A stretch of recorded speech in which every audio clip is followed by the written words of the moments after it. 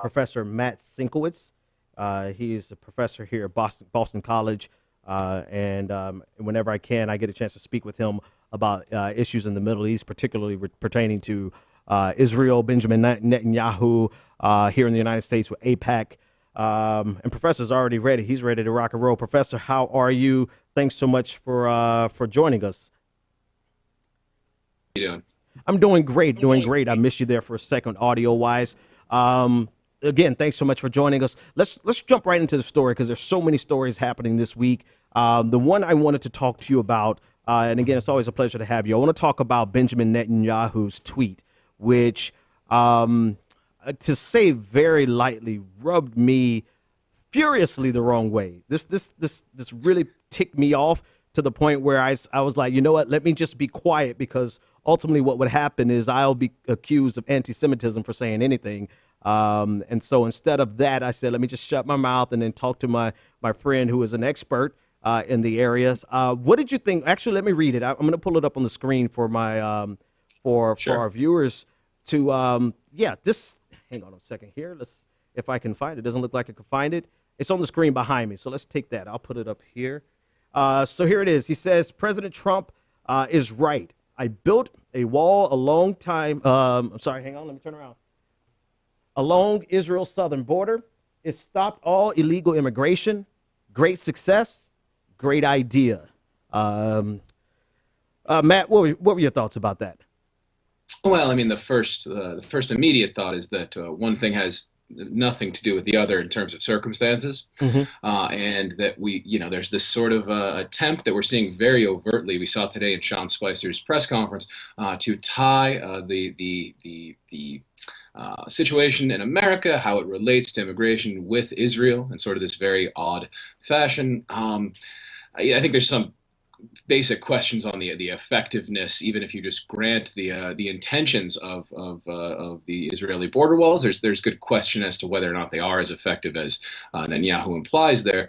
The number one thing here we see is this attempt to sort of level the issue and suggest that sort of all border situations are the same, that there's an easy equivocation, easy way to compare America's situation with Israel's, which is not the case. There are Hmm. some overlaps, of course, like there always are going to be, but these are radically different situations, and it's just pure politics and posturing to try to pretend that one really suggests that the other should or shouldn't happen. That, and of course, there's a lot of politics to any time Israel is talking about creating separations, Right. barriers that just have they're not in there, right? And of course, Netanyahu's not going to put that out there, Right. but it points to all sorts of concerns. Which I mean, it brings up a lot of concerns because it seems like a very childish and petty move, in my opinion. Right? Like this is Yeah, this there the parallels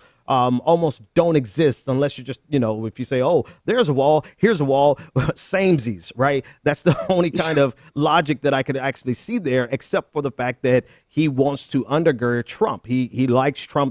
He likes Trump's position on his internal politics, so he's going to come out in full-throated support of Trump whenever he can and whenever it suits him. But he was very clearly silent on what I consider to be borderline Holocaust denial in Yeah. the Holocaust remembrance message from the White House, which for the first time, I think ever, did not refer to Jews or anti-Semitism at all. And then their justification was, well, there were other victims of the Holocaust. What were your thoughts Right. on that and on Benjamin Netanyahu's clear silence about that? Yeah, well, I think one, you're right to tie these things together, and that the not only the statement made by Trump, but also the response today in the press conference by Spicer points to a very particular idea about how this administration wants to understand Jewish people. So Hmm. just first and foremost, it's ridiculous to make this statement and not include a mention of anti-Semitism. To be clear, it would also be a problem to suggest that the only victims of the Right. Holocaust or Jews. There's no need to you can do both, right? You can easily mention the Yeah. fact that the Holocaust, amongst other things, was an overt effort to annihilate the Jewish people throughout Europe and Hmm. perhaps even beyond. It's not hard to prove that, to understand that. You can also, say, list these sort of, they said everyone suffered, which is not true. Of course, not everyone suffered from the Right. Holocaust. Lots of groups did. You could list them, right? It's Right. not it's not a tweet. It's not like they're running out of characters and they have to decide what to include and what not to, right? Right. You could ask a historian what are the groups that we should mention, and then put at the end a sort of catch-all. So the idea that it's somehow more respectful to not cite the fact that the Holocaust was in large part, right, and its sort of central tenets, the idea of annihilating the Jewish people, is ridiculous. And it makes you ask why, right? You have to start Right. thinking, what is this? Is this Steve Bannon? Is there a white nationalism? Is there, if not that, just a particular sort of we're going to get away from identity politics at all costs, even if Right. it's sort of leads to the soft edge of Holocaust denial. And then I think we got a bit of an answer today with Sean Spicer. So he gets asked the question. He got asked the question by the ZOA, the Zionist Organization of America, which is a super right-wing organization, and one that was probably inclined to be very friendly to Trump. Hmm. And they ask and say, what are you doing here? What point are you making? And he makes this incredible. I think it's sort of the most offensive part of it all was the transition that Spicer made. He said, "Oh, forget that. The president went out of his way to make any statement, and he was trying to be respectful. And besides, what are you Jews complaining about? Look how good What? he's going to Israel." No, no, no, no, no. Uh, You're you're paraphrasing. I mean, clearly you're oh, I'm paraphrasing, paraphrasing. Yeah, but yeah, yeah, yeah. I'm well, I absolutely mean, but paraphrasing. wait, To be he clear. said that because I missed that Well, altogether. he didn't say those words, but he said that, right? What he said was, "I don't believe you're suggesting that there's some mistreatment of Jewish relations with this Wow. administration, because look how good we're going to be to Israel." Wow. And it really shows the kind of Jew that this administration is willing to stand for, Wow. right? It's a Jew who is fixated on one issue only, right? An ethno-nationalist view of Israel, right? It's a Jew who sort of reinstills the idea, perhaps, that Jews are other, right? In the United States, that America maybe is a Christian nation, and so as long as we'll like Jews, so long as they are pointing to this other place that someday they'll go to. At the Mm, very least, it denies the diversity of Jewish culture, the fact that Israel is not the centerpiece of every aspect of Jewish life, uh, and you hit it's really on something. you hit on something there that I actually wanted to ask you about, and I know you're pressed for time and we have like 18, Huh. 20, 30 dozen other stories to cover, but you hit on something there that I have to unpack. There's this relationship that I've never actually, I kind of understand, but I never understood from the Israeli or the Jewish perspective, between dominionists, Christian dominionists, Yeah. who really look they look favorably towards Israel almost because of apocalyptic, in apocalyptic terms. And I never understood why there would be a faction of Israelis or Jewish people or Jewish Americans who would accept the terms of that relationship. Do you know what I'm referring to? Maybe you could put it in better words than I can. Oh, for sure. It's for sure, and I think there's an interesting. It's not exactly that, but sort of parallel thing going on. So historically, there has been a significant chunk of both the Israeli and the diasporic Jewish population who says, look, the number one thing to worry about is the survival of Israel. Any friend of Israel in the short term is worth making. Mm, Deal with the long term later. Right, mm, Israel from its start was self-conceived as being something about to be pushed into the sea, about to be destroyed. There's complications to that history. There are elements that are overstated, but it's certainly true that Israel was created in a hostile situation, right? mhm. A hostile situation for a lot of people. Not just Israelis and Jews, Right. but including Israelis and Jews.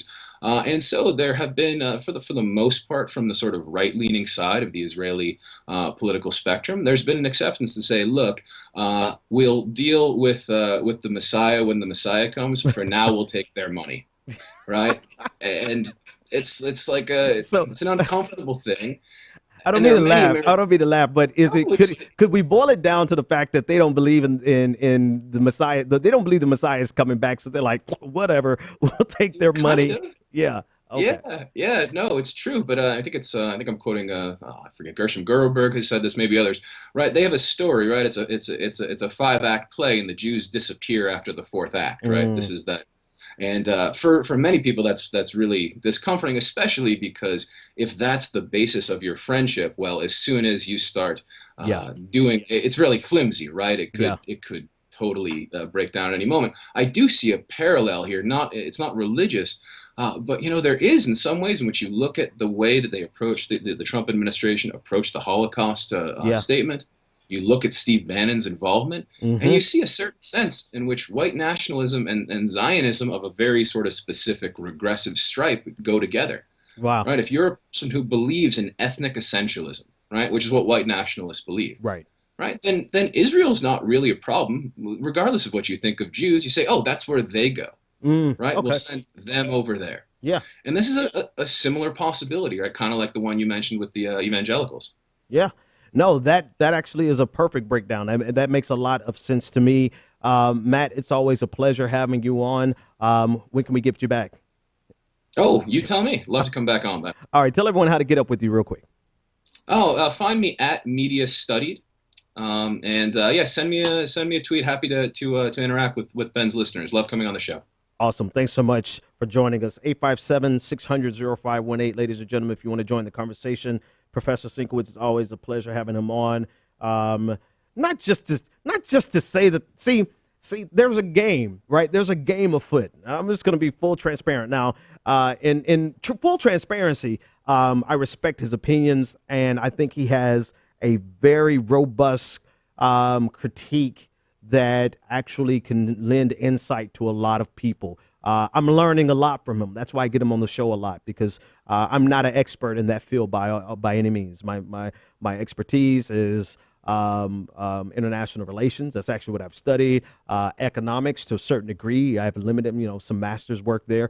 I don't have expertise in Israel, Palestine, so I lean on him and other voices. That's one thing. But then there's a game afoot of identity politics, right? Because I would clearly, if I said the exact same thing that Matt just got through saying, I would be considered to be anti-Semitic. So not only am I learning from him, but he's also doing a good service for not only our show, but the conversation at large, because most people who are not Jewish cannot say half the things that he says without being called anti-Semitic. Just ask Keith Ellison, right? Who didn't say anything controversial, but I digress.